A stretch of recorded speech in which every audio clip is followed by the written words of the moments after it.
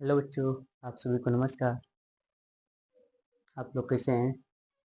मैं उम्मीद है कि आप लोग अच्छे होंगे।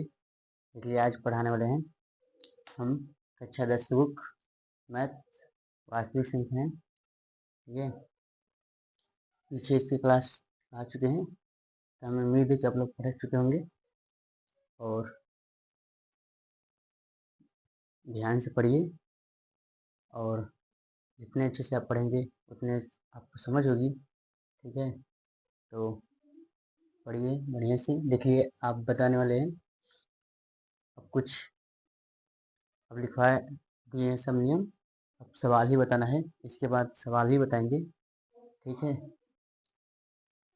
देखिए, अंकगणित की आधारभूत प्रमेय। इसमें क्या होता है कि प्रत्येक भाज्य संख्या को अभाज्य संख्याओं के एक गुणनफल आने वाले क्रम के बिना अद्वितीय गुणनफल के रूप में व्यक्त गुणनखंडित किया जा सकता है तथा यह गुणनखंड अभाज्य गुणनखंडों के आने वाले क्रम के बिना अद्वितीय है। ठीक है, इसमें देखिए,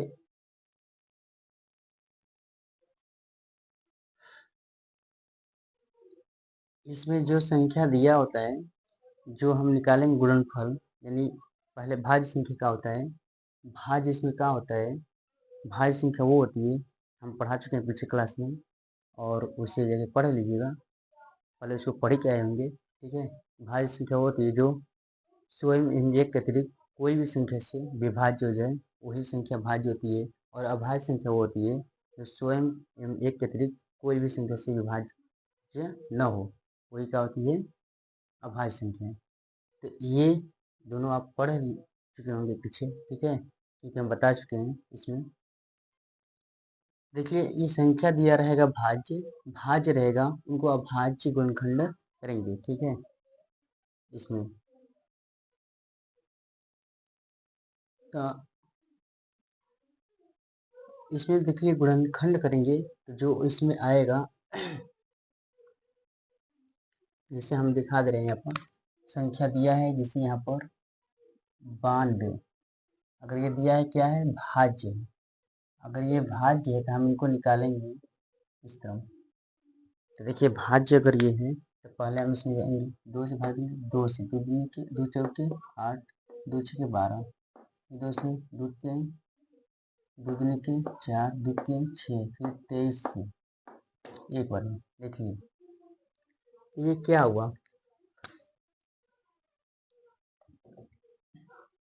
92 बराबर 2 गुणे 2 गुणे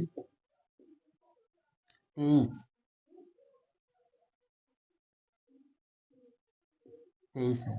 ठीक है, यहाँ पर देखिए इसका क्या निकला है, अभाज्य गुणनखंड निकला है इसका 92 का। ये संख्या क्या है, भाज्य, ये भाज्य। ऐसे ये सब निकले हैं का अभाज्य निकले हैं, अभाज्य निकले हैं। ठीक है, ये देखिए अभाज्य निकले हैं। तो इसमें क्या बोला है कि प्रत्येक अभाज्य में से अभाज्य संख्याओं के एक गुणनफल यानी के रूप में व्यक्त गुणनखंडित किया जा सकता है।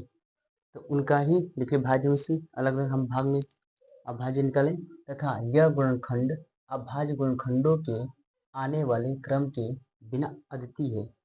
अद्वितीय यानी क्रम, देखिए जो आएंगी संख्या, अगर हम कोई और संख्या का निकालेंगे उसमें भाज्य संख्या का, तो वो दोनों का होंगी, एक ही नहीं होना चाहिए। अद्वितीय का मतलब सिर्फ मिलना नहीं चाहिए, अलग अलग संख्या होगी। जैसे यहाँ पर हम 16 का देखिए निकाल देंगे, जैसे यहाँ पर 16 का निकालेंगे, देखिए 2 8 16, 2 4 8, 2 दूनी की 4, 2 एकम 2। देखिए यहाँ पर अगर हम 16 का निकालेंगे यहाँ पर, तो 16 के बराबर क्या है, 2 गुणे 2 गुणे 2 गुणे 2। ये भी क्या है, ये भाज्य है और ये अभाज्य है, ये पूरा अभाज्य है। तो देखिए ये दोनों क्या अभाज्य दोनों मिल रहे हैं क्या, दोनों अभाज्य इसमें एक ही आ रहे हैं। इनका देखिए 2 गुणे 2 गुणे 23 है, लेकिन इसमें देखिए 2 गुणे 2 गुणे 2 है, इसमें 4 को 2 है, इसमें सिर्फ 2 थे और 23 है। ये दोनों क्या है, अलग अलग हैं, तो इसलिए कहेंगे कि ये अद्वितीय है, यानी एक ही संख्या एक ही अभाज्य नहीं आएंगे। ठीक है, तो कोई भी का निकालेंगे भाज्य संख्या का, एक ही अभाज्य संख्या नहीं आएंगे, तो वो ही अद्वितीय होना चाहिए, यानी एक ही नहीं आना चाहिए। ठीक है, तो वही होगा, तो इस तरह से हम निकालते हैं। ठीक है, तो क्या होता है अद्वितीय, समझ में आ गया होगा। ठीक है, देखिए व्यापक रूप क्या होता है, इसमें क्या बोला है कि एक प्राकृत संख्या का अभाज्य गुणनखंड गुणनखंड उनके गुणनखंडों के क्रम को छोड़ते हुए अद्वितीय होता है। देखिए अभाज्य यानी अभाज्य गुणनखंड उनके गुणनखंडों के क्रम को छोड़ते हुए अद्वितीय होता है। तो ये है प्रमेय जो बताया गया है इसमें। ठीक है, इसमें व्यापक रूप में देखिए ये बताया गया है, जब क्या होगा, जब हमें एक भाज्य संख्या यक्स होगी, यानी यक्स दी हुई, तो हम उसे यक्स बराबर P1 P2 P3 dot dot Pn, यानी आगे तक हम P4 P5 ऐसे लेते जाएंगे, ठीक है, के रूप में गुणखंडित करते हैं, जहाँ P1 P2 P3 dot dot Pn इत्यादि आरोही क्रम में यानी बढ़ते क्रम में लिखी अभाज्य संख्याएं है। देखिए ये जो है आरोही क्रम में लिखी, यानी बढ़ते क्रम में लिखे गए। देखिए बढ़ते क्रम में, बढ़ते क्रम में ये है, यानी सबसे छोटा पहले लिखेंगे, फिर उससे बड़ा, फिर उससे बड़ा, या तो इसके बराबर होगा, ये होगा। देखिए लिखी अभाज्य संख्या है, अर्थात यानी P1 is less than equal P2, यानी इसके देखिए P1 P2 के बराबर भी हो सकती है, या तो P1 से बड़ा का होगा P2 होगा, P2 is less than equal P3। इसी तरह इसमें भी है, P2 से बड़ा P3 होगा, या तो P और इक्वल P3 भी होगा। ठीक है, P2 इक्वल P3, यहाँ पर P3 is less than equal dot dot, इसी तरह आगे बढ़ते जाएंगे तो Pn। ठीक है, यदि हम समान अभाज्य संख्याओं को एक साथ मिला ले तो हमें अभाज्य संख्याओं की घातें घातें क्या होते हैं, यानी पावर घातें प्राप्त हो जाती है। जैसे देखिए इसमें हम यहाँ पर निकाल के दिखा दे रहे हैं। देखिए 128 हम निकाल रहे हैं, ठीक है, तो अगर हम इनको निकालेंगे 128 का, तो यहाँ पर देखिए जैसे अगर हम 128 का निकाल रहे हैं, देखिए 2 से ले जाएंगे, 2 छक्के 12, 2 चौके 8, 2 तीन 6, 2 दूनी के 4, 2 एकम 2, 2 छक्के 12, 2 अट्ठे 16, 2 चौके 8, 2 दूनी के 4, 2 एकम 2। अब देखिए ये जो मान आया है ये क्या है, देखिए ये क्या है, ये तो भाज्य है। ठीक है, ये जो निकला है सब क्या है, अभाज्य है। अब वही अभाज्यों का किसमें लिखना है, देखिए क्रम में, यानी ये क्या है, P1 है, P2 है, P3 है, P4 है, P5 है, P6 है, P7 है, इस तरह करके यहाँ, यानी ये क्या है, यहाँ पर हम भाज्य से यानी यक्स का मान कहेंगे, क्या है, यक्स है।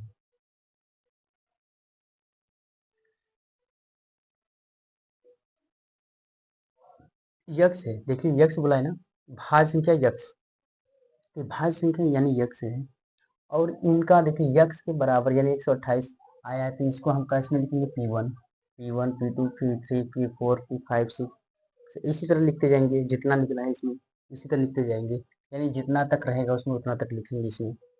तो गुणखंडी करते हैं, जहाँ P1 P2 P3 इत्यादि आरोही क्रम में लिखते हैं, तो देखिए आरोही क्रम में लिखेंगे, तो इसमें देखिए आरोही क्रम में लिखेंगे, इसमें सब समान है, तो जब सब समान होते हैं यानी सब एक ही होते हैं, जब एक ही होंगे तब हम क्या करेंगे, यहाँ पर इसके 128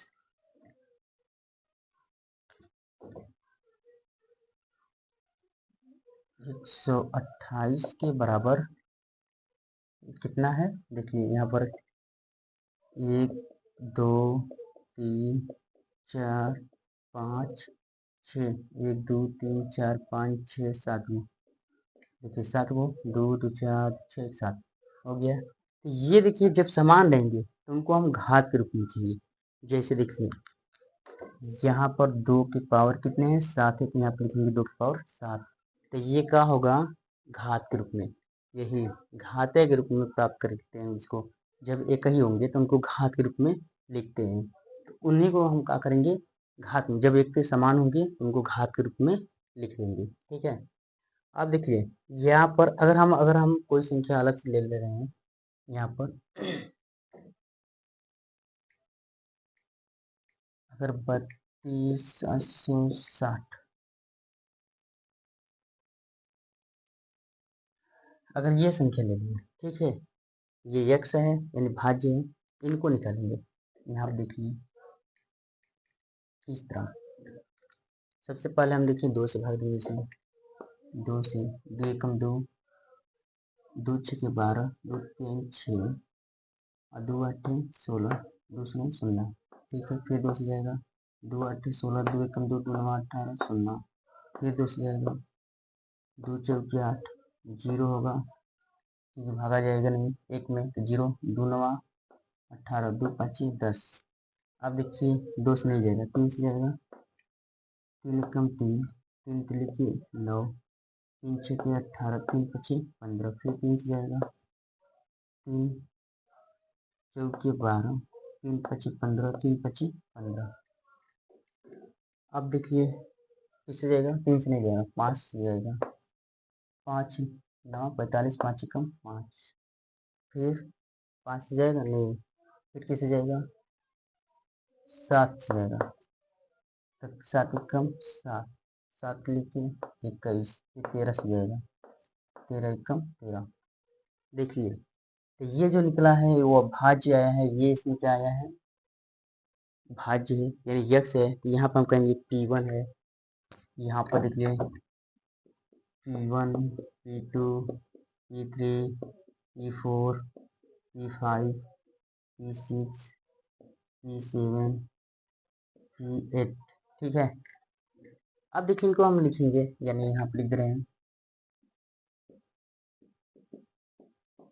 देखिए अब इनको हम अभाज्य लिखेंगे यानी कितना है ये 2 गुणे 2 गुणे 2 गुणे 3 गुणे 3 गुणे कितना है 5 गुणे 7 गुणे 13, ये है। देखिए अब इनको हमें क्या करना है इसके रूप में लिखना है। तो यहाँ पर हम क्या करेंगे इसमें घात के रूप में लिख देंगे। यहाँ पर घात के रूप में लिखेंगे तो क्या होगा 2 की पावर 3 होगा। देखिए 1 2 3 2 3 है, इसके घात में लिखेंगे गुणे, फिर 2 3 की पावर कितना है 2 होगा क्योंकि 3 2 है, गुणे 5 है गुणे 7 है गुणे 13 है, इनकी पावर एक एक है। ठीक है। अब देखिए इसमें हमें ये भी बताया गया है कि आरोही क्रम लिखा है। देखिए यहाँ पर समान था, आरोही क्रम में लिखेंगे पीछे क्योंकि हमें बड़ा छोटा मालूम चलेगा तब तो, लेकिन यहाँ पर समान है इसलिए 2 की पावर 7 हो गया, एक ही हो गया। लेकिन यहाँ देखिए अलग अलग संख्या मिली है, तो यहाँ पर आरोही क्रम लिखेंगे। तो देखिए यहाँ पर आरोही क्रम लिखेंगे, आरोही क्रम यानी बढ़ते, आरोही क्रम यानी बढ़ते क्रम में। देखिए तो इसमें देखिए सबसे पहले हम क्या करेंगे बढ़ते क्रम लिखेंगे। तो देखिए यहाँ पर सबसे छोटी है 2 की पावर 3, यहाँ पर 2 की पावर 3, इससे बड़ा क्या है तो 3 वाला है। आधार से देखेंगे, देखिए आधार से देखेंगे क्योंकि इसमें P1 P2 P3 है इसलिए देखेंगे आधार से इसकी। तो 2 से 2 सबसे छोटा है, फिर इससे बड़ा कौन है 3, फिर इससे बड़ा कौन है 3 की पावर 2 लिखेंगे यहाँ पर, फिर 5 होगा, फिर इससे बड़ा 7 होगा, फिर इससे बड़ा 13 होगा। तो इस तरह करके आरोही क्रम में लिखेंगे। ठीक है। तो इस तरह करके लगाते हैं हम। तो हमें उम्मीद है कि आप लोगों को बहुत अच्छे से समझ में आया होगा। अब आपको क्वेश्चन कराएंगे, ठीक है। तो इस तरह करके करते हैं, ठीक है।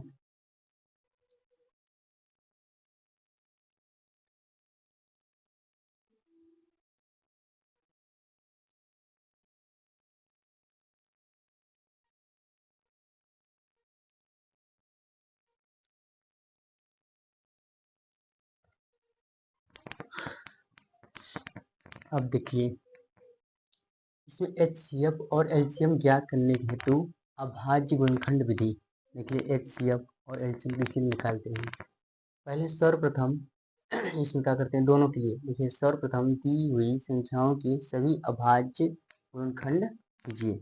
यानी HCF और LCM निकालने के लिए सर्वप्रथम पहले हम कोई संख्या जो दिया रहेगा उनका क्या कीजिए, अभाज्य गुणनखंड करेंगे, ठीक है। तो अभाज्य गुणनखंड करेंगे और फिर उसमें क्या बोला गया है, तो उसका अभाज्य गुणनखंड कर देंगे। तो अब देखिए इसमें क्या है, दो या दो से अधिक संख्याओं का HCF, जब दो रहेगा या दो से अधिक संख्याओं का HCF निकलना हो तब क्या करते हैं, संख्याओं में प्रत्येक उभयनिष्ठ अभाज्य गुणनखंड की सबसे छोटी घात वाली संख्याओं का गुणनफल करते हैं।